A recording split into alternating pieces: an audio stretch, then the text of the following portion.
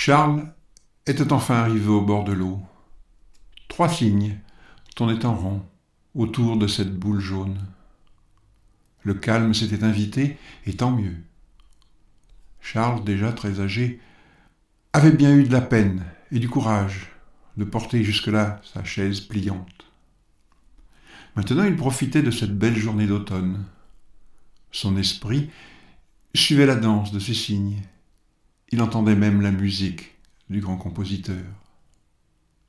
Soudain, dans un fracas épouvantable, une vieille voiture s'arrêta à 2 pas de lui.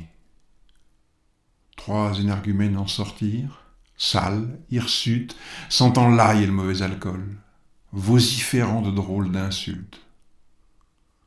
Charles ne dit mot, feignant de les ignorer.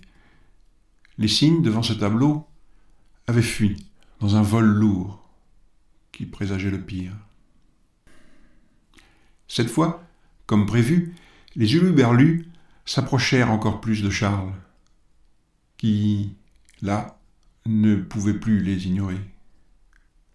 Le premier. « Hé, toi le débris, casse-toi de mon siège !»« Enfin, répondit Charles, dans un soupir désapprobateur.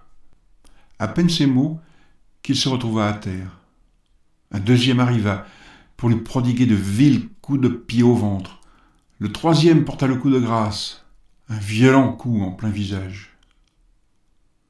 De la chaise pliante, le lendemain, il ne restait qu'un enchevêtrement difforme de tubes et de toiles. Quant à Charles, il avait disparu, emporté par ces sauvages.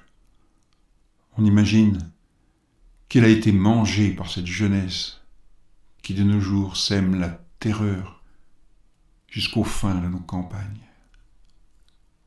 Bonne nuit à tous.